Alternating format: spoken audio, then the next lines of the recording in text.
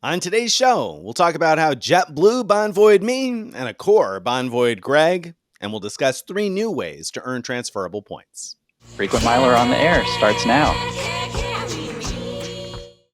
Today's main event, 3 new ways to earn transferable points. Today we're going to discuss 2 new transferable points programs and a new credit card that lets us earn transferable points on today's main event. And we'll talk about why we're so excited about the opportunity to get transferable points in general and why having more options for earning transferable points is always a great thing.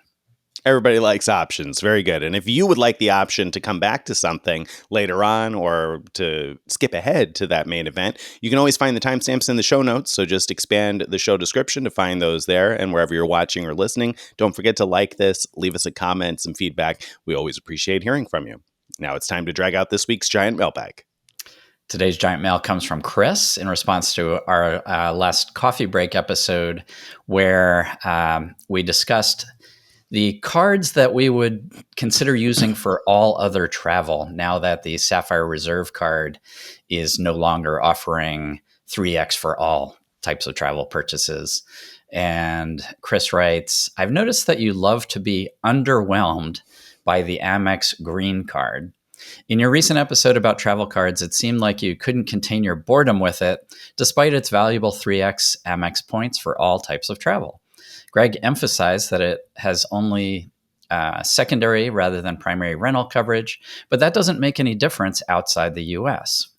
And Amex does offer primary coverage for about $20 if that's really important to someone, which it isn't to me. A major benefit that you may have overlooked is constant Amex offers from travel providers, which I've combined with the 3x on the green card for a lot of value. Even though you almost fell asleep when discussing one of my favorite cards, I love everything that your team does. So what do you think, Greg? Are we sleeping on the green card? I mean, to some extent, it's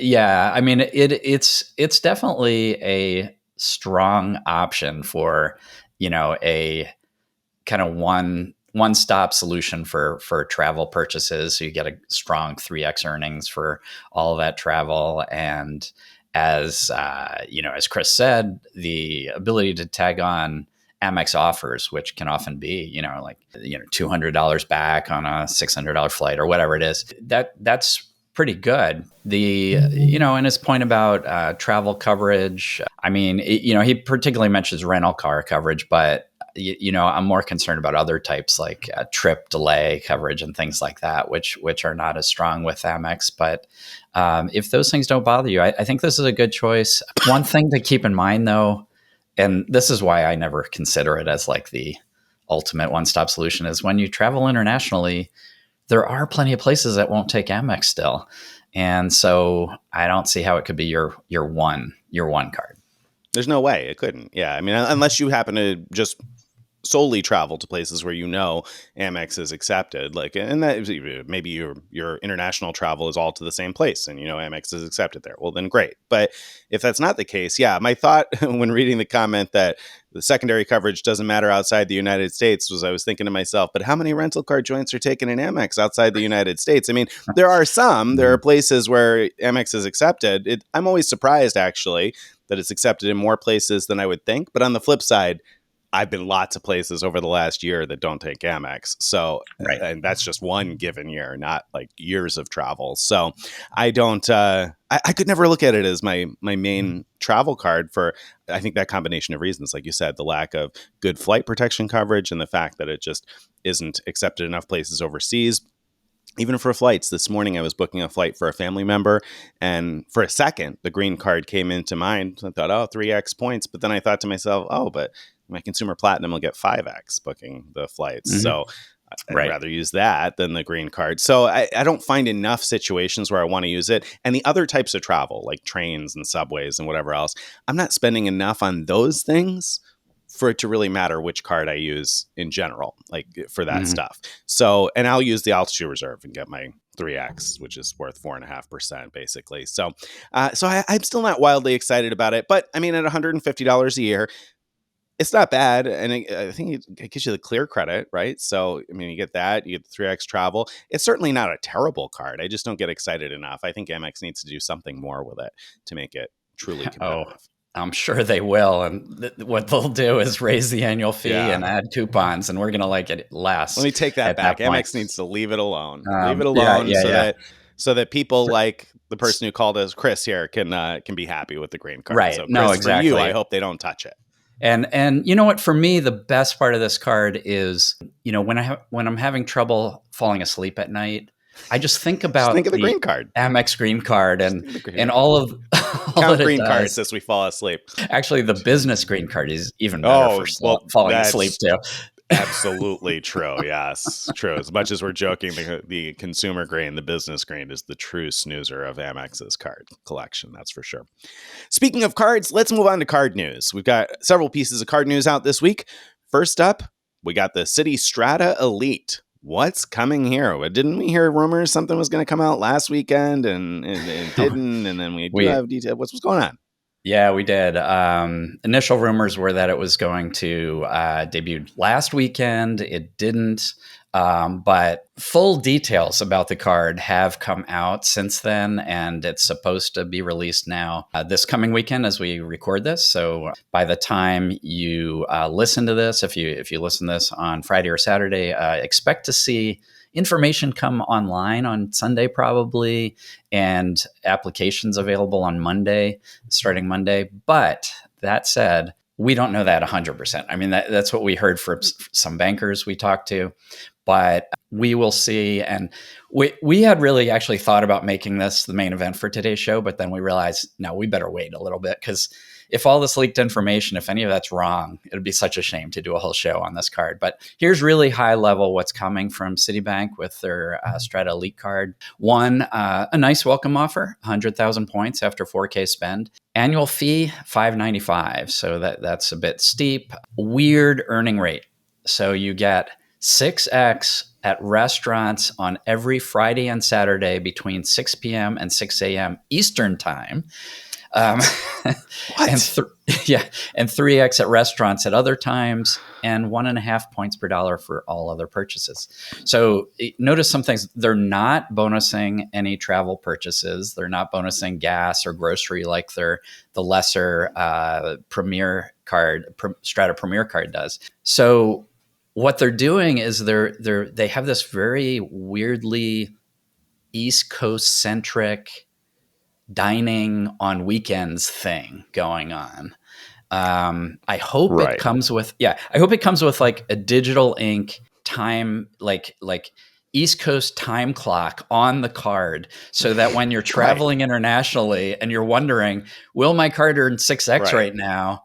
You could, hopefully you could look at the digital display on your Strata Elite card Right. and see Right. what time Right. it is in New York at that time. Might be premature to refer to the Strata Premier as the lesser card, by the way. We'll see.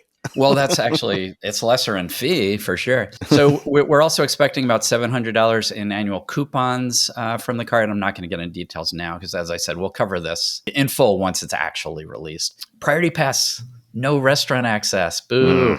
Oh. And we're looking at 4 annual American Airlines club passes with this card as well. Yes. That was my boo hiss there.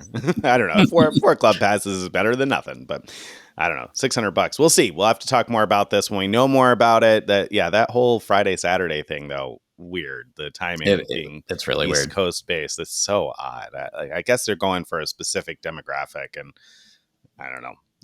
We'll talk more about it next week, probably. So we'll leave our opinions about it for then. That's not the only new card news, though. The Southwest cards have come out with annual fee increases. Boo. And big new offers. Okay. I mean, the big new offers are big. They're looking pretty Yep. good. But the priority card goes up from $149 a year to $229 per year. And that bummed me out. I loved the priority card because for $150, you got both a $75 Southwest credit and all the benefits and whatnot. Now it's going up more than $75. So yeah, that's a bummer. The Premier goes up from 99 to 149, and the Plus goes up from 69 to 99. I think all of the consumer cards are featuring 100 points after $4,000 spend in the first 5 months, right? So, I mean, that's a big offer that gets you most of the way to a companion pass. And the nice thing about the welcome offer is that it's $4,000 in the first 5 months. And of course, if you're good with math, you know that as we record this, hopefully as you listen to this, it's July, and 5 months from now would be December. So if you just hold off a couple of weeks on applying, you wait until sometime in August, then your spending window wouldn't end until January. So if you just hold off a couple of weeks to get the card, you wait until August, 5 months would end your spending window in January, and that would be preferable because you could complete the spending in January, earn the 100,000 points in January, and then you're going to be just 25,000 points short of a companion pass because, of course, having one of these cards gives you credit for 10,000 points towards it already. So you only need to earn another 25,000 points next year in order to have a companion pass. Now, I say that with a little bit of hesitation because there's been rumors that they might change the companion pass and how it works. And so the rumor had been, the survey they sent out was that it might turn into an elite status thing. And if that happens, then your 100,000 points might not get you any closer to a companion pass. So I think it's a risk, to be honest. Like applying for this, expecting the companion pass at this Yeah. point, I think is a little bit of a risk. It's probably going to pay off, but I don't know that for sure. Let me clarify something that I don't think Nick covered. The reason to wait to complete the spend till January is because if you get your companion pass, if you qualify for it Thanks. in January, then it's good for 2 years.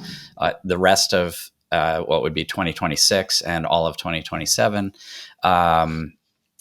Whereas if you do it this year, it would be good for just the rest of this year and all of 2026.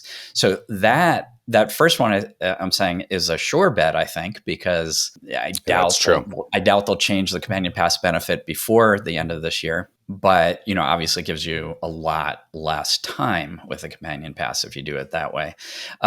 It's a little tricky, I think, to do the timing just right with just one card here because the goal is to try to get that companion pass as early in January as possible. So you can't spend more than, $3,999 on the card this year. And if you wait to spend, let's say, you wait to spend that last dollar in January, and so then you've got your 100,000 points towards the companion pass. 100,001, and you need 25,000 more points. So where are you going to get those quickly?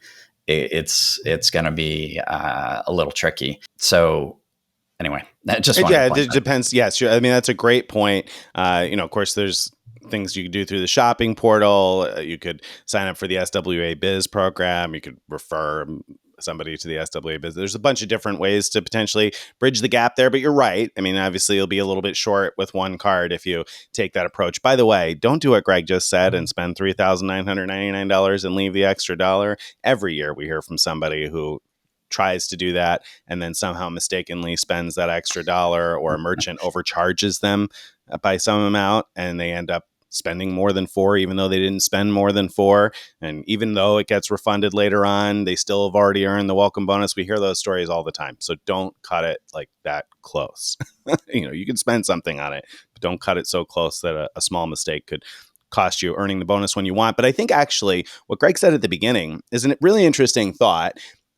I would predict it's fairly likely that Southwest at some point later this year will announce a change to the companion pass for the 2026 qualifying year. So they're not going to change it for people qualifying this year. If I were betting, and I don't know this for sure, so don't take this as as written in stone, but if I were betting, I would bet on Southwest just because of all the negative changes they've made. It's might as well just blow that one up too, I guess, right? So, but if they announced it, they have to announce it before the qualifying year. You can't do it partway through the year. You can't change things around. Right. So either they're going to announce that change towards the end of this year for people qualifying in 2026, or they'll announce it in 2026 for people qualifying in 2027. I think it's more likely that they announce it this year for people qualifying in 2026. If you agree with that prediction, which is the doomsday prediction, then you may want to spend right now and earn the welcome bonus now and figure out the other 25,000 points so you can at least have the companion pass for the rest of this year and all of next year, because they're not going to take away the companion pass you've already earned. But they very, very well may change the requirements for companion pass before the end of this year. I would bet on like an October, November type of announcement. Yeah, yeah, and just as a reminder, if you spend the 4,000 now in order to earn the 100,000 points, that's 4,000 more Right. qualifying points. So you'll need 21,000 more, and if you have taxes to pay or something that you could do before the end of the year, you You can do might that have, yeah, to more earn opportunity. earn the Yeah. last bit. Yeah. Yeah. All right. Anyway, there you go. All right. Let's move on to what crazy thing did Citi do this week? Love it when Welcome cities. back. Yeah, welcome back, Citi. Okay, so Citi earlier this month had a transfer bonus to Accor Live Limitless, which their normal transfer ratio to Accor is 2 to 1. So 2 Citi points becomes 1 Accor point, and that works out okay because Accor points are worth 2 euro cents each. So it's like getting 1 euro cent per Citi point. So that's not great value, but it's not bad. But when there was a transfer bonus, it made it a bit better. So what happened though is when the transfer bonus was over, they apparently assigned their intern to go and take away the transfer bonus from the system. And what they did is they put it back to 1 to 1. So, so the website no longer listed a transfer bonus being in effect, but it just showed 1 to 1 transfer, and that was great value because you're getting over 2 cents per point value by transferring your Citi points to Accor. That happened over the last weekend. I expected that Monday morning 9 a.m. Someone would discover it and shut it off right then, and the almost crazier thing than this happening at all is that this lasted into Tuesday. Yeah. Yeah. Unbelievable. So to be clear, it was better than the transfer bonus. The transfer bonus ended, and then when they put it back to the normal ratio in quotation marks because it was not done correctly, they actually increased the transfer ratio when the transfer Right. bonus ended. So it was even better. So the people who took advantage of the transfer bonus probably felt a little cheated because a few days Yeah. later they could have had even more points. Obviously you could never have predicted that Citi was going to make that mistake, and like Greg said, you never could have predicted it was going to last all of Monday and part of Tuesday. I mean, it was and Sunday too. It started on Sunday, so pretty crazy. Because it was a good chance to get about 2.3 US cents per Citi point towards Accor. We don't talk much about Accor because there's no chances for outsized value. But at that rate, 2.3 cents per Citi point towards lodging, then it's kind of hard to ignore. That's really good. I mean, that's on par with Hyatt or the typical good uses of points Yeah. for lodging. Yeah. It was good enough. I transferred 100,000 of my points to Accor despite recently having a really unpleasant situation with Accor, which I'll talk about later in the show. All right, sounds good. Let's talk about more unpleasantness. Let's talk about this week's bonvoyed items. This week we were bonvoyed, or some of you probably were bonvoyed by Capital One. Capital One brought back the baseball tickets. We've talked about the baseball tickets plenty of times before. Capital One has cardholder exclusive seats to every baseball game. There's only 4 cardholder exclusive seats, but all of the Major League Baseball parks have them. So there's 4 cardholder exclusive seats for every game. And when they put them on sale, they sell out within a couple of hours for the most desirable teams. And they cost 5,000 miles each. And they're usually, or I should say, 5,000 miles or $40 in cash back rewards. They're usually very close to the field, great seats. In some parks, those are seats that ordinarily cost in the hundreds of dollars a ticket. So it's a great deal. And we have a lot of readers who have subscribed to comments on our post about it, because inevitably the way we all find out is somebody comments on that post and says, hey, the tickets are back. And then it's a mad rush to get the tickets. And so that happened. But this time around, Capital One shut out Venture X cardholders. So I don't understand exactly what happened. There was some sort of technical glitch. And when Venture X cardholders tried to get these baseball tickets, it said your card was ineligible to get the baseball tickets. And in fact, Wow. my wife is a Venture X cardholder, and her Venture X card and her Venture card were both grayed out as options, ineligible to buy baseball tickets. Her Spark Cash card could buy the baseball tickets. So she was able to buy them for $40 in rewards per seat. So thankfully she had that. But can you imagine you're a Venture X card holder paying the $400 a year for the card? You've been following us and know about these baseball tickets, and you know the best way to find out is being subscribed to the comments, and you see the comments and you log in, you're like, yes, the game I want is there. And then Capital One is like, sorry, ultra premium card holder, we've got a glitch. You can't buy them. Right. That stinks. This is only for the lesser cards. That stinks. Yeah, that's a shame.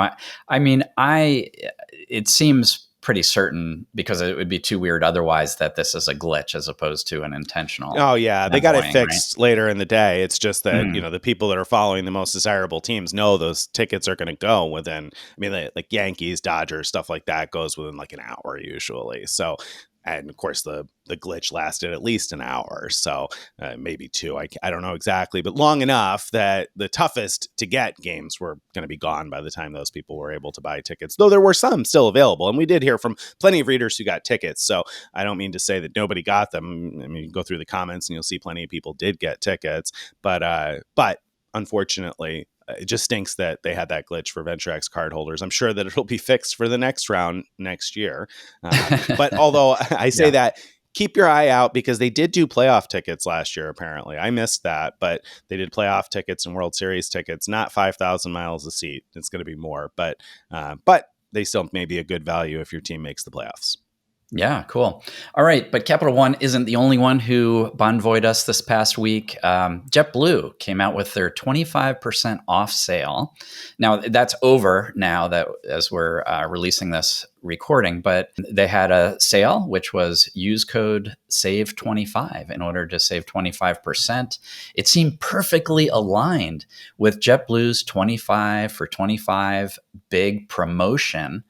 Save 25, do 25 for 25 to celebrate their 25-year anniversary. But there was some fine print in there that fares booked with Save 25 will not be counted towards 25 for 25. And I don't think Nick was too happy about this. Ridiculous. Oh my goodness. This was awful, because the 25 for 25 promotion said that you needed to book a blue fare or higher. That's all it said when they launched the 25 for 25. So what reasonable person would receive an email from JetBlue that says, hey, save 25% on your JetBlue tickets, and you go and it's valid on a blue fare? What reasonable person would assume that that blue fare is not good enough for the 25 for 25 promotion? I mean, I tend to think that the conspiracy theorists are, wrong in most cases. And I mean that just generally about conspiracy theories, right? Normally, I feel like there's a good explanation for most things. But I got to say, the people here who are like, man, this feels like JetBlue is just trying to invalidate some flights for people who are doing JetBlue's 25 for 25. I mean, I can't imagine their marketing team is sitting there scheming like, ooh, how can we get people to not qualify? But at the same time, you've got to know that people aren't going to read the entire email, right? I mean, JetBlue must know that people don't read every word, right? And I can't wrap my mind around the fact that they would send that out in such close proximity to this whole 25 for 25 thing and make those flights not valid for 25 for 25. I'm sure that there are people who booked flights with that code, assuming that they're going to qualify, and they're only going to find out when they don't get the points at some point later this year. And then they're going to be scrambling to book a last minute JetBlue flight to finish things up or whatever. Just what a mess. What a mess, JetBlue. Boo. Yeah, totally boo. And even if they're listening and they come back, I could imagine, and I think you should do this, JetBlue, if you're listening to this, change that rule retroactively. So if anyone flew on that book that fare, it should qualify. But that's not really even enough, because people like Nick, who saw that rule, passed on getting that really good deal. And so I think you should come back with that 25% off deal, but make it valid for the 25 for 25 promo. That would probably be the right way to handle it, JetBlue. So thank you for considering that. All right. That's good. So, not good, but good that we've completed that. So hopefully anybody out there who booked one of those expecting it to count can at least rebook now, because otherwise you're going to be disappointed later. Speaking of points, though, and bookings, let's talk about awards, points, and more. So awards, points, and more, Bilt has come out with a newly transformed travel portal. So there are some big changes, and Bilt's travel portal where you can book through the Bilt app or the Bilt website. You can book travel. And we've talked about that plenty of times before. You can use your Bilt points at 1.25 cents per point to book paid travel. It's not something we've typically been very excited about because, well, for the same reason, we're not excited in general about booking through credit card portals, because when you do that, you oftentimes give up a lot of power and control. And if something goes wrong with your flight, for instance, then you're scrambling with the travel portal rather than the airline to get things fixed. However, Bilt is fixing that. So they are phasing in direct bookings using or when you book through Bilt Travel. So it's not all flights yet, but apparently it's a lot of flights and expanding. So for instance, I saw an example where you book a United flight through Bilt Travel, and then it shows up on the United website as a direct booking. And so you can manage it through United, change if you need to change, something goes wrong, you can contact United. It's handled as a direct booking with the airline. So I'm sure that won't be the case with every airline in the world, but probably at least the major ones, it sounds like, are intending to come online, phasing in soon. Same thing is happening with hotel bookings with at least the major 5 chains. So Hyatt, Hilton, Marriott, Accor, and IHG. Over time, those will be direct bookings. They're not all direct bookings now. I think the home away from home bookings, which something else I'll mention in a second, are direct bookings, but the rest of them, it's something that's developing over time. So if you see the opportunity to add your loyalty account number in the booking flow, then you know that's going to be treated as a direct booking. And the advantage here that's kind of interesting is that you'll be able to book the member rate through Bilt. So the long term thing here, and I'm already seeing this in some places, is that you'll be able to book like the Hilton Honors rate through the Bilt app or the Hyatt member rate through the Bilt app. So you're not going to be overpaying for those reservations, and you'll be able to use your points at 1.25 cents per point. Like I said, it's not rolled out everywhere yet, but they do have agreements to do that with at least those 5 major chains. So keep an eye out for that. And when you see the ability to enter your loyalty account number, you'll know that that's going to work like a direct booking. So that's good news, I think. I mean, I think that's interesting. I think that's awesome. I mean, I think it makes using Bilt points to purchase travel so much more attractive. The airline thing was only really an issue before when things go wrong. But the hotel thing, is a pretty big deal. When you're booking a chain hotel where you would like to earn points, you'd like to earn credit towards elite status, you'd like to get the benefits of your elite status if you already have it. All of that was unlikely when booking through travel portals, or I should say is unlikely when booking through travel portals. But Bilt is starting to change that. And that is great news. And hopefully other travel portals will take notice and follow their lead. But I'm not going to hold my breath. Yeah, it seems like quite an undertaking. And they were clear that Expedia is still going to be backing some reservations, because particularly if you're booking like something way off the beaten path in a far-flung country somewhere, that the issue is that if they're taking the rates directly from the GDS, apparently it's the responsibility of the hotel to be entering all of their information into the GDS. And when some small unknown privately owned hotel closes or moves or whatever else, it's their responsibility to update the GDS. And so that makes it tough if Bilt is letting you book direct, because you don't want to show up and find out that the hotel is closed, right? So Expedia has region managers that make sure that doesn't happen. And so my understanding anyway is that some of those more far-flung type places will still be serviced by Expedia, but I think for the most part, most of your travels to major areas with major chain hotels are going to be direct bookings over the long haul. And like you said, nice to be able to earn elite credit and hotel points, and use your points at 1.25 cents per point and still earn hotel points. I think that's an interesting stack. Speaking of stacks, they also debuted this home away from home program that I mentioned, which is a fine hotels and resorts like program. And so this is aimed at gold and platinum members. So Bilt, you have to have Bilt gold or platinum status in order to be able to book home away from home. This is like Amex Fine Hotels and Resorts. It's actually booked through Virtuoso on the back end. So essentially what happens is you book a hotel, and you'll see that it's a home away from home property, and you'll get typical FHR like benefits, breakfast for 2, maybe a late checkout, $100 credit, that sort of thing. Over time, they say, to add on more local type benefits, specific drinks at a specific bar in the neighborhood or things of that sort, I think is the aim in the long run. That's not launched yet at this point. And it'll be serviced by a virtuoso agent. So you're going to get matched up with an agent who can then offer help with other stuff if you want it. And if you don't, obviously you don't have to have that additional help. So I think that'll probably be an interesting competitor to FHR in the long run. Cool. That's a lot of, positive developments, and we'll see how that goes over the long term. Somewhat downside is that it's only open to gold and platinum members at the moment. Yeah. And I'm not sure that that's going to change. They've been clear they don't know yet, but I would bet that it's going to continue to be a gold and platinum member thing. Yeah, I think they are probably trying to tell the hotels that it's good to sign on to this because you're going to get their wealthy customers who spend a lot, and their way of doing that is by limiting it to gold and platinum members who get there by either having huge mortgage payments or spending a lot on the Bilt card. So yeah. Same thing with the virtuoso agents that are servicing these, right? Because those agents are earning commission on the stuff that you book. So I think that's the selling point for them also. Makes sense. All right, let's talk JetBlue. You finally got your JetBlue Mosaic status thanks to that Dunkin' flight that wasn't Dunkin'. I did. So I got the Mosaic status, and I was able to take advantage of it last weekend as we flew around to pick up the first of our JetBlue 25 for 25 destinations.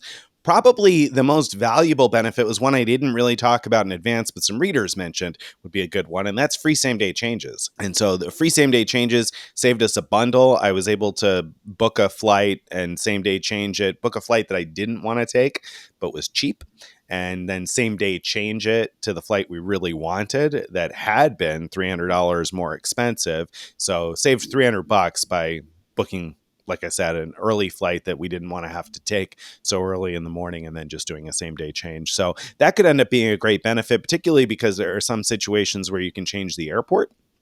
And so, airports that are located near each other that are eligible for same day changes. So you might be able to book a flight to an airport that's less expensive and same day change to a nearby airport that would have been more expensive. So that's, I think, a great potential benefit of Mosaic, particularly when you're chasing 25 for 25. It could save you some money, potentially. Of course, you're relying on there being availability for those same day changes. So, that could work out well or not.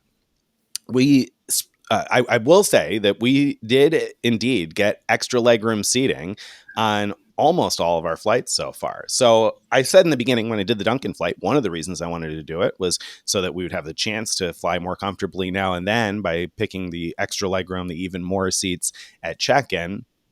And I didn't expect that it would happen on all of our flights by any stretch, but I figured if it happens on a handful, I'll be happy. Now, we had to cancel a bunch of plans last week, so we didn't actually take 8 flights, but at check-in anyway, before plans changed, we were able to select the extra legroom on 7 out of 8 flights. And remember, I'm traveling with a family of 4, so I need 4 seats, and that 8th flight had the 4 seats. It was just pairs that were middle window instead of middle aisle. And my wife prefers an aisle seat, but we could have had 2 rows back to back with a middle window if that were something that we wanted. So it was really our choice, essentially, not to take it on that flight. Mm-hmm. So almost really 8 out of 8, and essentially we flew in, right. So anyway, it's worked out really well is my point.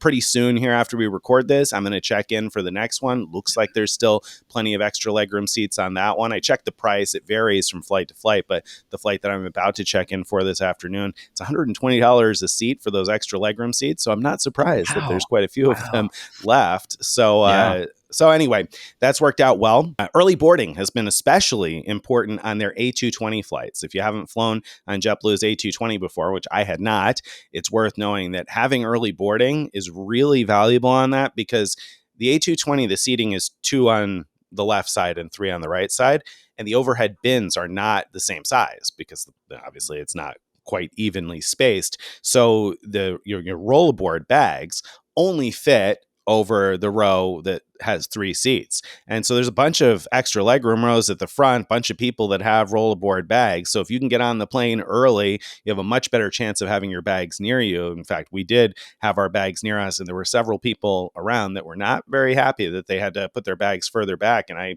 don't blame them for being unhappy. There just wasn't enough space for everybody's bags, unfortunately. So having early boarding, if you're flying an A220 particularly, I think is really helpful. If you got those extra legroom seats up at the front, or really anywhere on the plane, you're going to want to be on early in order to get your stuff in the overhead bins. Yeah, yeah. So those are some really good perks. If you fly JetBlue a lot, obviously that'll be great. And obviously, anyone doing the 25 for 25 promotion, where you have to go to 25 JetBlue destinations to finish it, is going to be flying JetBlue a lot. So having that status for that, as Nick did, made sure he got, was a great move.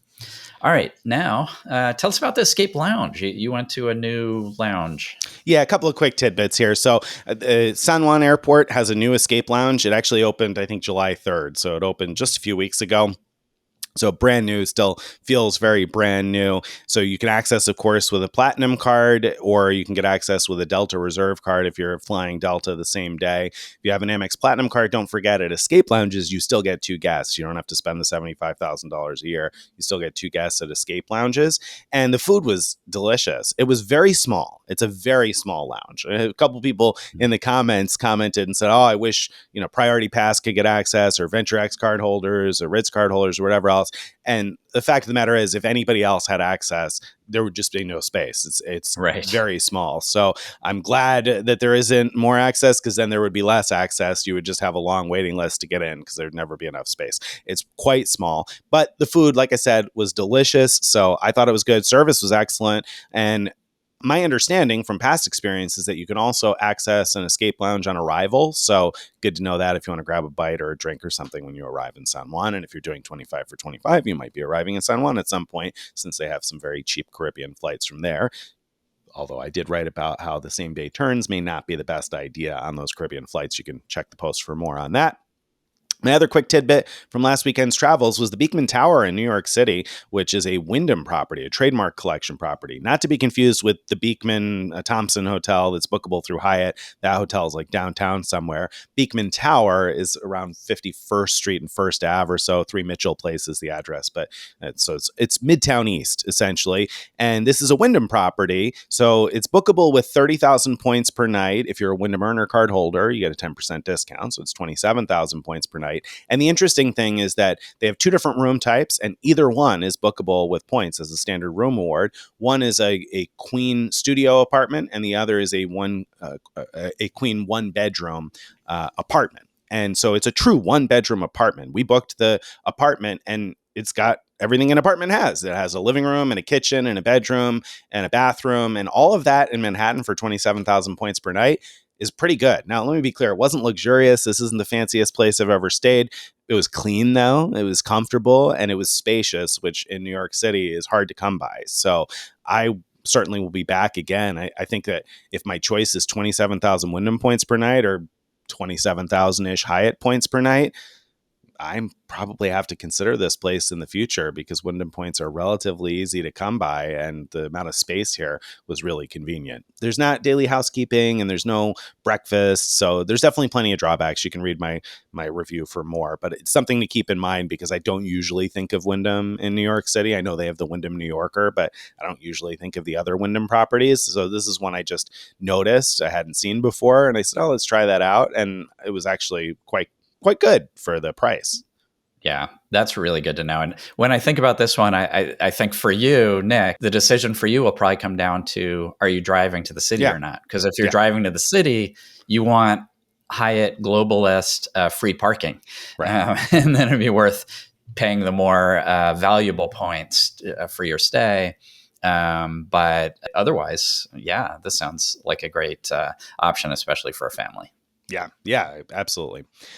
All right. Now, you mentioned earlier that you recently had a not so great experience with Accor. Tell us more. I did. Okay, so if we go back in time a little bit, Bilt a while back had this special short-term deal where I think it was a rent day promotion where if you had, I think you had to have status. Maybe it was platinum status. I'm not sure what's level status with Bilt. You could transfer a certain 5,000 points to Accor and get Accor Platinum status for a year. And that came with 2 suite upgrades and other platinum status benefits. So I did it and kind of more because I wanted to do it for the podcast and the blog to have experience with the Accor program and with their elite program. And so I had an opportunity. We were staying in Amsterdam for just one night. And I had originally booked a fine hotel and resort property for about $450. And so the $200 back I would get from my platinum card made it really cheap. I decided to cancel that when I remembered about this Accor thing and book an Accor property and apply a suite upgrade. The Ink Hotel Amsterdam had really good reviews. It's very close to the train station. So that was convenient because we had to go to the, we were coming from the train and leaving by train the next morning. So I went through the process online to book the hotel and to apply the suite upgrade. And the price it showed on the screen was, I think it was about $490. So that's considerably less than how much the suite would have cost. But it's more than the lowest room rate. Right. The way the core thing works is only certain room rates are available to apply the suite upgrade. So this was not a slamming deal to begin with. It was just like I was willing to pay that much for the sake of science and learn about this. And plus it looked like a good hotel and a good opportunity, to test everything out. I chose for some dumb reason not to apply my 5,000 points at checkout, which I could have done, because I knew that you can apply Accor points at the hotel. Wait, and you said you chose not to apply them at checkout. You mean checkout online when you were booking the room, right? Yeah, checkout online. I know that's so confusing. Yeah, I chose not to apply them online. I would do it at the hotel was my decision. I don't know why. So that's that. I did not look closely at my email confirmation. Had I looked closely at my email confirmation, I would have seen that the confirmation had the full suite price, which was probably, it was in euros, but it was probably close to $800. Yeah. So flash forward to the morning I'm getting ready to check out of the hotel, which was lovely, by the way. So first of all, I guess I should mention what my elite experience was there, which is you don't get free breakfast with platinum status. You need diamond status to get free breakfast with Accor, and then it's only valid at certain types of properties and only on weekends. So it's very limited even with diamond status. The app showed, and the check-in person told me that we would get a free drink at the bar. My app showed I had 2 free drink coupons. We didn't have a chance to use them, but they were there and available. At breakfast, the manager just proactively offered to give us 2 buffet breakfast for the price of 1. So we did that. So about, I think it was 29 euros for the 2 of us. So not bad for that. And it was a good breakfast. So then I went to check out, and that's when I realized before checking out that they had applied. I looked at my bill and I was like, what is this price on here? And so I went to the desk and said, oh my gosh, somehow the suite upgrade didn't get applied. Can we apply it? And she was so nice. She tried to help, but she was like, there's just that this is an Accor thing, not a hotel thing. There's just no option at all for them to apply the suite upgrade retroactively like that. Okay, well, at least I could use my 5,000 points to save, 100 euros off the bill. So I said, can I apply my 5,000 points? Sure. She types it into the computer and says you'll be receiving a code from Accor, and you just need to tell me that code, and then we're good to go. The code was supposed to come to my email. It didn't come. I checked spam. I checked, promotions tab, all that stuff. It didn't come. She tried 3 more times. It didn't come. She tried sending me a test email to make sure I'm getting my emails. And that came instantly, no problem at all. So ultimately, I couldn't use my points. I checked out, paid the full amount. Wow. The next day, so 31 hours after she pressed the button to get me my code, the 4 emails came. Rubbing salt in the wound here, Accor. What? Yeah. 31 hours later. Oh, Yeah. yuck. Yeah. Yuck. So it was overall a miserable experience with Accor Live Limitless. As Stephen Pepper said in our group chat, limitless is how much you end up paying for your stay. Ouch. Yeah. Especially, I mean, I don't need to be the one to tell you, but if you had an FHR property booked for $450 that would have cost $250 after your credit, that's yeah, especially painful to pay $800 for a suite that you probably would not have booked at And we that didn't even price. need a You didn't need a suite, suite, right? like Yeah, there's yeah, just the two of us. It was nice. It was a nice yeah, suite. We actually like the hotel a lot. And if they change to a different program from Accor, I'd like them even more. But anyway, that's the situation with that. And so, my initial reaction was like, I'm never going to stay in a core property again. But the truth is, like, but then you went ahead and transferred 100,000 points to a I core. know I Glutton for did. punishment, Craig. You're a glutton for I did. punishment. I'm sure. I'm pretty darn sure that if I just apply the points up front when booking a hotel, that part will all work Can't go wrong. fine. What could go wrong? What And could go wrong? and I'm 100% sure that I'm going to be very carefully checking the confirmation emails anytime I make a booking in the future. I still have a support issue making its way through the system, so I don't know what the final, the end result of all this will be. I hope Accor does something to make it right for me retroactively, but so far, all they've done is try to pass off the problem to the hotel when it's 100% not the hotel's fault. It's 100% Accor's fault. So I replied to them with that, and We'll see still where that waiting. goes. Yeah, we'll see where that goes. All Yeah. right. And then you also recently flew American Airlines, and you got there on time, more or less, right? Yeah, so I've talked before a lot about how American Airlines always likes to bonvoy me with canceled flights, delayed flights, and everything. But I could not ignore the fact that with Alaska Miles, it's now possible to book business class from Detroit to London or to Europe, if you can find it, for 45,000 miles. And so the flight I booked was Detroit to Chicago to London on American Airlines the whole way, 45,000 Alaska miles, smoking deal. We get to the airport in Detroit, and of course, our flight is massively delayed. Now, they would have put us on another airline, but all other options for getting to London were ruined as well because of weather. Now, the irony here is our flight was not delayed because of weather. Our flight was delayed because of a mechanical issue. Broken plane.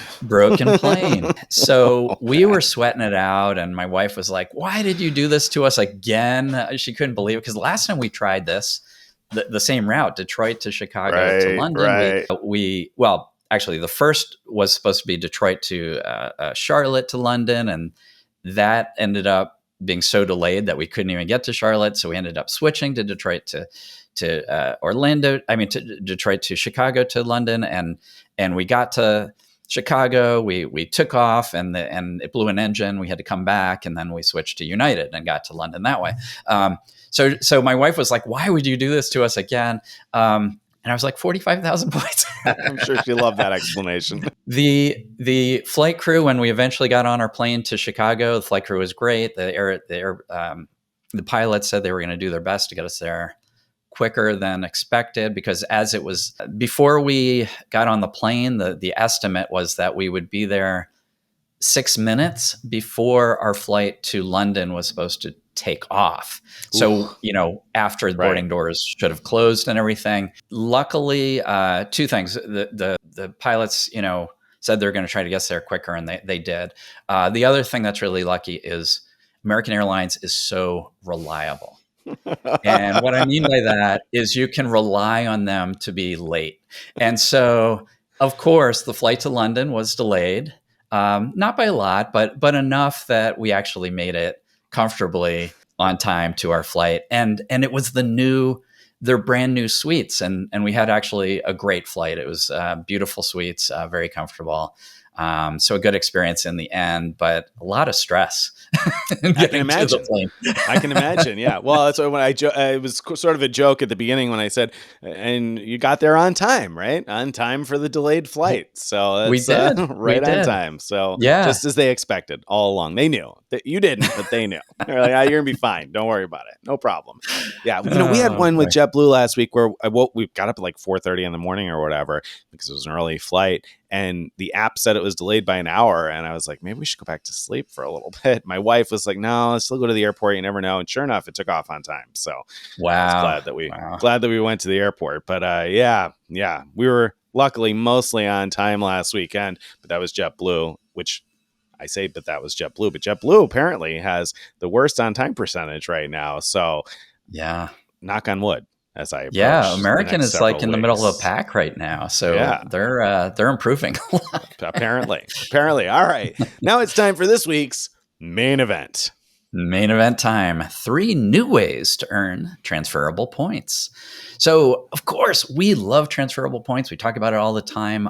When you have points that can transfer to different airline and hotel programs, it means that when there's a great opportunity for some kind of award booking with some program where you don't already have the points, you can now potentially transfer your transferable points to that program and make that booking for that incredible deal. It's often the case that foreign airline programs have the best deals for flights, even for booking United or Delta or American Airlines flights. Often the foreign programs have the best deals for flying our domestic airlines, and yet, most Americans don't have points in those programs. So that's where transferable points come in. You earn your transferable points.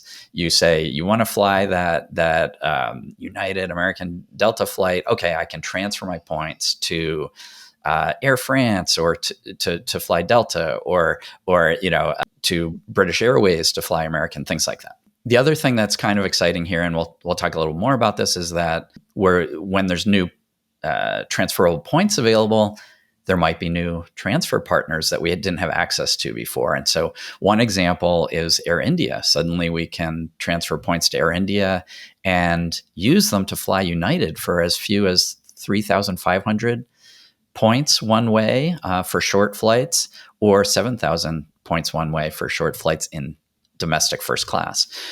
So some exciting opportunities there. Yeah, that's great to think about. So you mentioned that sometimes we get new opportunities for new transfer partners. So we got to talk about these new transferable points programs because they have given us access to some of those transfer partners that we haven't had from the traditional transferable points programs we've talked about. Traditionally we've talked about Amex membership rewards and Citi Thank You points and Chase Ultimate rewards and Capital One miles, but there's some new kids on the block. So the 3 that we're going to talk about today are Rove Miles, Mesa, and the Rakuten credit card, which might kind of raise an eyebrow to that. It's not entirely a new kid on the block, but the card opens up some opportunities. But let's start out and talk a little bit about Rove Miles. So Rove Miles is a rewards program that's not linked to a particular credit card.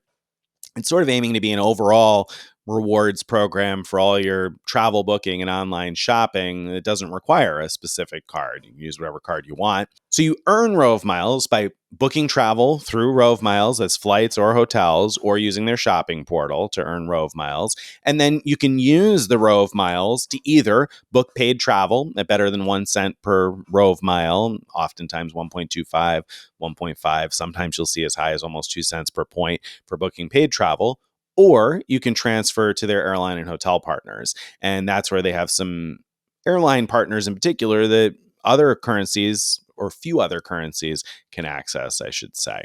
So The transfer partners that they have include Accor, which is a slightly better transfer than you see from some other programs. It's 1,500 Rove Miles to 1,000 Accor points. So that's a little bit over 1.5 cents per point if you want to sign up for a little bit of Greg's pain at the Accor properties. And then it transfers to some programs that you already know: Air France, KLM, Flying Blue, a couple of the Avios programs, Cathay Pacific, Etihad. But programs that maybe you haven't considered before that it transfers to include Air India. So Air India, I think it's called Maharaja Club. And they also transfer to Vietnam Airways Lotus Miles, which is one that we recently wrote about. There was an opportunity to download the app and get some free miles. And several readers commented to say that there were a number of good uses of Lotus Miles, but I've never collected them before since they weren't partners with most of the major transferable currencies. So I don't know what we're missing there yet, but I look forward to hopefully digging into that. I did see they had a really good award sale a while back. I just had a really hard time figuring out which flights were available in the award sale. So maybe some challenges there if you're not familiar, and you get some other programs that we don't talk about as often. So they've got a collection of partners anyway. What do you think? I mean, I wrote a post about it this week. Are you intrigued by Rove Miles? Why or why not? Yeah, I am. The opportunity to earn them seems like kind of hit or miss. Like, sometimes the deal you get when booking a hotel through their program looks really good. Other times it's kind of like, I could do better through other portals. But I am intrigued by the ability to unlock, for example, the Air India opportunities, or to learn about what's available through Vietnam's program and things like that. So I think that's pretty exciting, actually.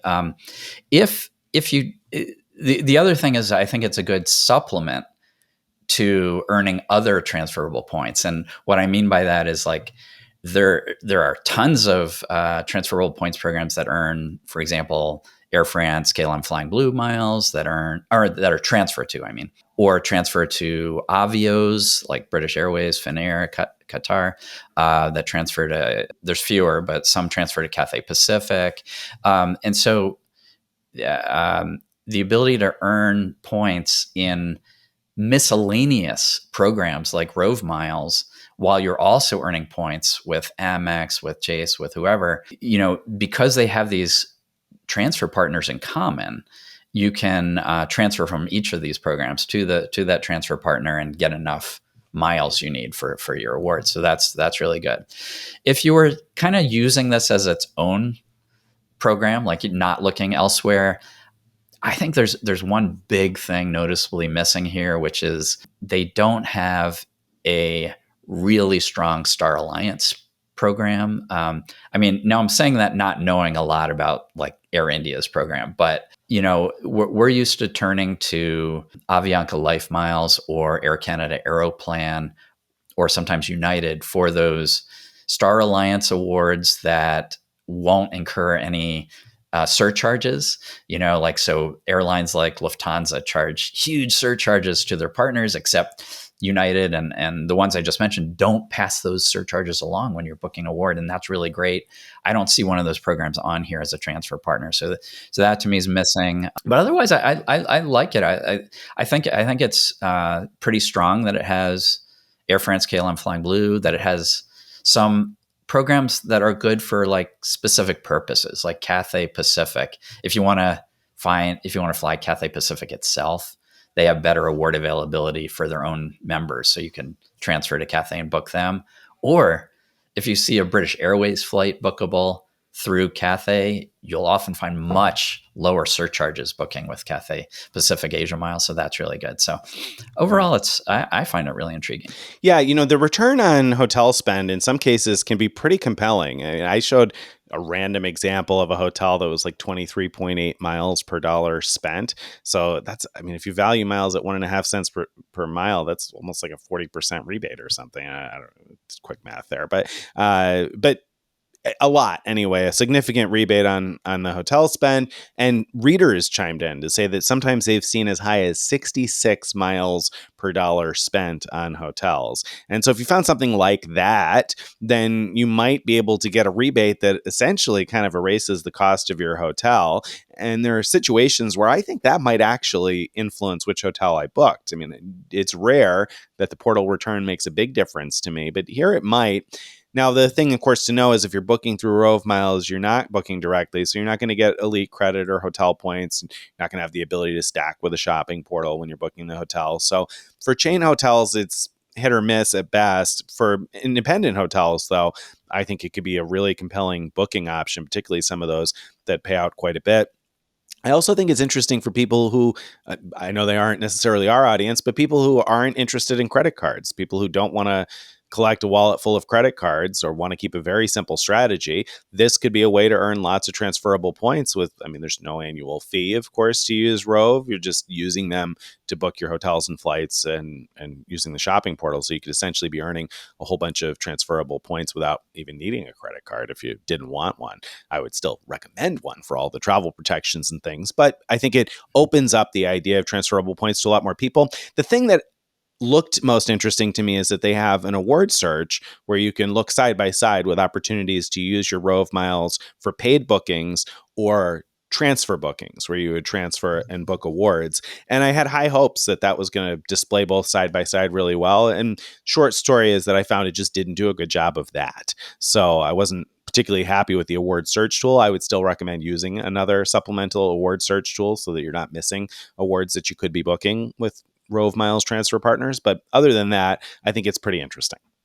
Yeah, yeah, and we should mention. I think you could use Rove Miles from anywhere in the world. So, So unlike most transferable point or many transferable points opportunities, this one's not limited to U.S. residents. So that's really good. good point. There's no fee, to Yeah. to use it, so it can't hurt to sign up and poke around. If you sign up through someone's referral link, you get 500 miles from the get go to play around with. Although that's 500 fewer than is needed to do any transfers. So, a little limiting, but at least it gets you started. And you could check out our post on this by going to frequentmiler.com/Rove Miles. And you'll find a link in there for our referral link. And we don't earn anything at first, but if you, I can't remember the rules, but if you, I guess if you earn a certain number of points through their portal or something, or through paid travel, maybe, I don't even remember, then we'll get, I don't know, 250 miles, maybe, I something don't like know. that. I don't know what the deal is. Yeah, Yeah. it's not going to make us rich, but we'd appreciate it anyway. There you go. All right. Next up is the Mesa homeowners card. What's going on there? Yeah, so this is really intriguing card where you can earn miles based on how much mortgage you pay. So if you're a homeowner that pays mortgage, you don't use this card to pay your mortgage. You just show them how much you're paying in mortgage, and you can earn that many points each month just for having proven that let's say you spend $2,000 a month on your mortgage, you'll get 2,000 Mesa points per month if you have this card. But in order to earn those 2,000 points per month, you have to use the card to spend at least $1,000 to unlock that thing. So the card has no annual fee, and you, as I said, you can earn 1 point per dollar of your mortgage, up to a limit of 100,000 points per year, as long as you spend $1,000 or more on the credit card each month. One intriguing opportunity is you should be able to double dip once Bilt offers the ability, which is coming soon, apparently, the ability to pay your mortgage with the Bilt card or through the Bilt Rewards program. You should be able to double dip and earn points in both programs. And Bilt is also a transferable points program, so you can earn multiple transferable points for your mortgage, which is really cool. Now, the card is kind of interesting on its own, even aside from mortgage. It has some 3x earning categories that are really unusual. So you've got 3 points per dollar on home decor, home improvement, general contractors, cable and streaming services, home insurance, property taxes. I mean, that jumps out to me right there, because I pay a lot in property taxes, maintenance, telecom, utilities, and daycare. So a lot of people pay a lot in daycare. That could be huge. The telecom utilities stuff. I mean, I could see if your utilities let you just auto pay, I could see you satisfying the the $1,000 monthly charge just by putting a bunch of regular bills. I don't know if you have $1,000 worth, but on this card and getting 3x in the process. You also get 2x for groceries, gas, and EV charging, and then 1x everywhere else. Then it also has some coupons, right? Yeah, I'm not terribly familiar with the coupons. I know they exist. There's like a $120 Lowe's credit. You get $30 a quarter for purchases at Lowe's. And remember, home improvement is one of the 3X categories, home improvement stores. So it's already a bonus category store. So I don't know very many homeowners who wouldn't be able to spend $30 a quarter at Lowe's on something. And then $65 towards big box membership warehouse clubs. So I would assume Costco, Sam's Club, BJ's Wholesale, if you're in one of their Yeah. areas, would qualify for that. Yeah, it's basically unlocking, free membership to one of these warehouse clubs, which is pretty pretty remarkable for those free cards. So, Yeah, well, considering there's um, no annual fee on the card, like that's you have to remember that. I think on top of it, like so that it's $30 yeah, a quarter essentially in free Lowe's money and a free warehouse club membership. That's right, pretty good. right.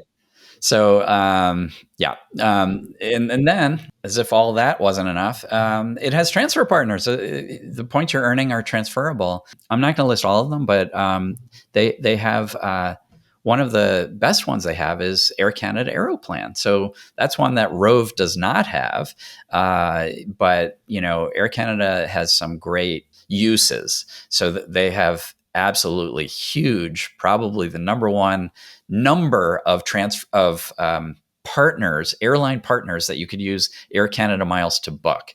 So it's not just booking Air Canada itself. It's not just booking Air Canada and United. It's like all Star Alliance partners plus probably 20 or more. I don't know how many Yeah, unique yeah, partnerships a bunch. that Air Canada has with lots of different airlines. And you can also get a stopover on a one-way award for only 5,000 additional miles. Yeah, that's a great program to have access to, and one that, like we said before, you can supplement your other existing miles with miles you're earning on this card for. Another one that's interesting and is unique to Mesa is SAS Euro Bonus. We talked a lot about SAS Euro Bonus last year because we did the SAS Euro Bonus Million Mile Challenge. So Greg and I and Steven each have a million SAS Euro Bonus miles, or at least we did. I guess each of us may have used some of them. But anyway, Rove does not have access to this. Amex doesn't. I mean, there's no other transferable points program that has access to SAS Euro Bonus. And SAS Euro Bonus has some decent business class award availability to and from Europe for 50,000 miles per seat. And in fact, I've seen a decent amount of availability for even 4 passengers. Don't get me wrong, it's not every day, but it's possible to fly even with 4 passengers in business class to Europe sometimes for 50,000 points. And certainly if you're one or two, then it's more widespread. So that's an interesting one because you wouldn't otherwise be able to transfer other transferable points to it. They share some with Rove, so like Vietnam Airlines, Lotus Miles, Air India, and then of course Avio's programs. There are some that they do share with Rove. So I think actually this would make a pretty interesting no annual fee combination, having the Mesa homeowners card and Rove Miles, no annual Yeah, fee, but the opportunity to earn a lot of transferable points each year. That's kind of an interesting combo.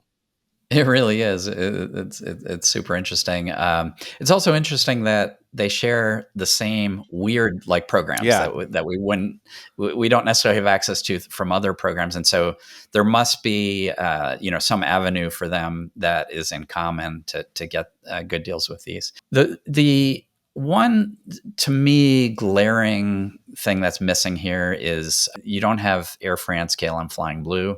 Um, Neither of these programs also have Virgin Atlantic at this time. So those are two, I think, pretty big misses. But other than that, it's not at all a bad collection in my mind.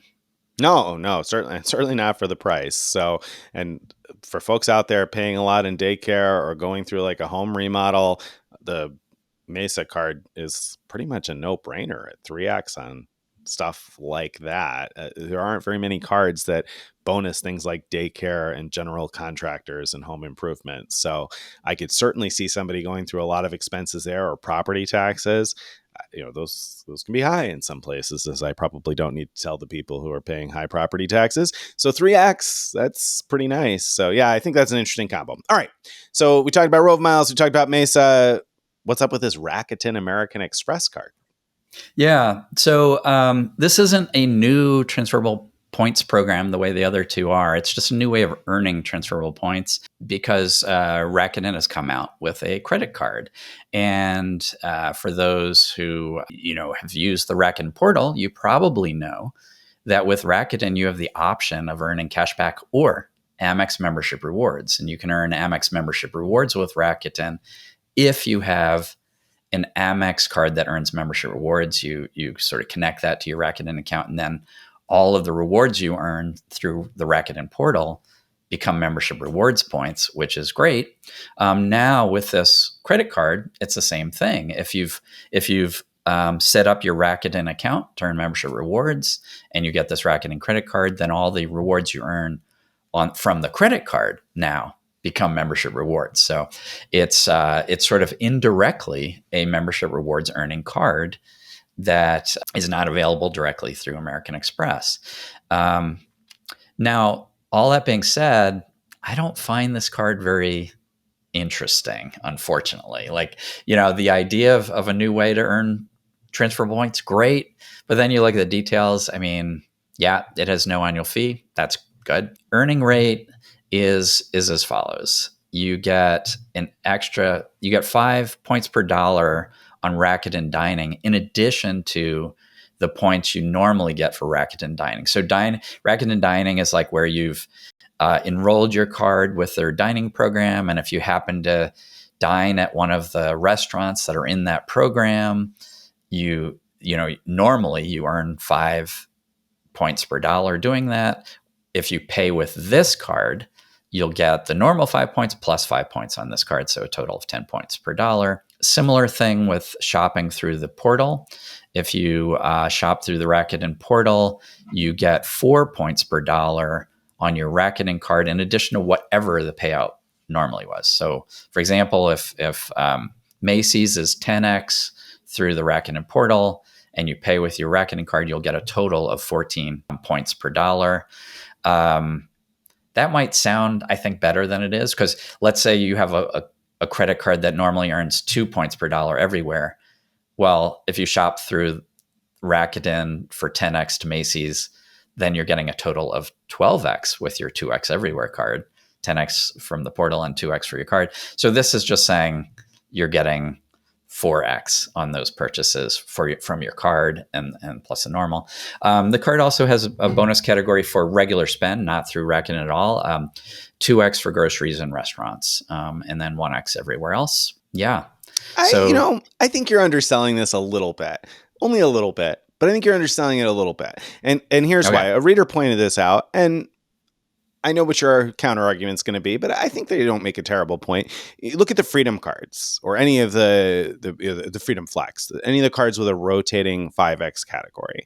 Once per year, or each quarter rather, you can earn 5x on up to $1,500 spend in a rotating quarterly category, and you have to track that and whatever else. If you found that interesting, like doing that interesting, this is even easier. It's about the same cap. In fact, it's a little bit more at $7,000 a year versus $6,000 a year on the $1,500 cap per quarter. And it's not capped to a specific quarter. So you can do that spend whenever and essentially get the extra 4x, which is what you're getting on the Freedom card, right? An extra 4x, and spend in a much wider range of places. You don't have to track some sort of rotating category. Now, obviously, the argument could still be made that, well, even with the Freedom card, the 5x you're earning in that quarterly category bonus might not really be 5 points per dollar, or 4 points more than what you could earn with some other cards. So that bonus, the category bonus, isn't always great either. But I think for people who spend at least $7,000 a year through Rakuten, I mean, why wouldn't you? I shouldn't say why wouldn't you.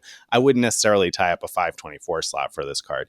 But I think that it's as good a fit as a Freedom card. No. I don't know. I see those as pretty different personally. And by the way, the I forgot to mention that $7,000 cap when I was giving the overview.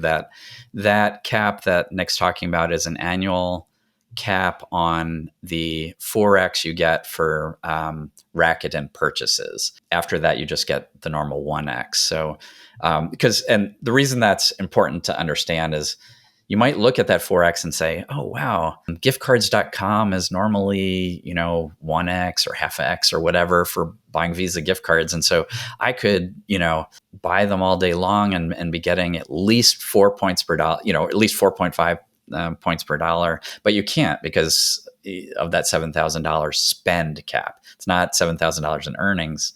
It's $7,000 spent. So that would be very limiting. But Nick's point and the reader's point is that that $7,000 cap is more than the Freedom Freedom Flex cards, quarterly 5x categories. So yeah, I mean, I guess I don't like. I don't do the. I honestly, we have a Freedom card, and I rarely ever bother with the quarterly thing, just because I don't remember it. I got to activate it. I got to figure out which ones it is and figure out how to max it out, and I just don't dedicate the mental bandwidth to it. Whereas this is something that I could see myself being like, you know what, we need to buy X, Y, or Z, and the store only offers 1X everywhere. Hey, take the Rakuten card and buy that. Now, I'm not going to get the card probably. So I don't mean to say that everybody should rush out and get this. I can see the place for it. It's not wildly exciting. Yeah. No, but I think this reader has a good point that if you're someone who would go out of your way to do a Freedom card, then this is potentially an easier play to get even more points potentially. Well, I shouldn't say even more points because it's anyway. But, it's murky. I guess it gets particularly murky because the Blue Business Plus offers 2 points per dollar, and there's not a Chase card that offers 2 points per dollar. So it's not a direct comparison anyway. Because Greg's right, you're really only earning an additional 2 points per dollar over what you could earn at a base level with the right Amex card. So it's not a huge win on $7,000 spend. That's an extra 14,000 points per year. So it's better than nothing, but it's not wildly exciting. You do still have to kind of track and pay attention to max it out. So anyway, but you get the same transfer partners as Amex as long as you have an Amex card that transfers to Amex or to partners, right? I mean, you need to have something else in order to transfer. In order to earn membership rewards points through Rakuten, you got to have an Amex account already. Right. Yeah, you have to have an Amex account that earns membership rewards in order to do that, and then you should have the ability to transfer as well. And then you could take advantage of. Amex has a number of the same transfer partners as these other programs we talked about. Like you could transfer to various Avios programs. You could transfer to Air Canada Aeroplan, like the Mesa card does. But it has some that you are pretty are unique across those three programs, like Avianca Life Miles you could do with Amex that you can't do with those other two. Then there's Virgin Atlantic's another one that's like that. Then there's one that's unique across like all programs, ANA. I think Amex is the only one that I know of that you could transfer one-to-one to ANA. I don't necessarily recommend doing it, but ANA does still have some really nice sweet spots, but then you have to put up with a lot of weirdnesses in that program. Sure do. All right, so that wraps up the three new things that we're kind of interested in anyway, even if not wildly excited about the third one. But there you go. There you have it. Let's move on to this week's question of the week. This week's question of the week comes in from an anonymous reader who says, been trying to use my annual companion fare in conjunction with Alaska wallet funds for days, and the option is no longer there. Spoke with customer service a few times. Rep said it's a new policy that's here to stay. You can only use an Alaska credit card to book companion fare flights, no gift cards, wallet funds, etc. Multiple reps had to research before giving the answer. This is problematic because you can cancel a flight and get the money put in your Alaska wallet and the companion fare reissued to your account, which was my case, but you can no longer then use the two together to book a new flight. So if you had booked something and you had to cancel it for some reason, you get a credit and you get the companion fare back, but then you can't use that same money to rebook essentially your new flight option. All right, so what's the word here? So can I dial a friend on this one? You can. I'd like to call Tim.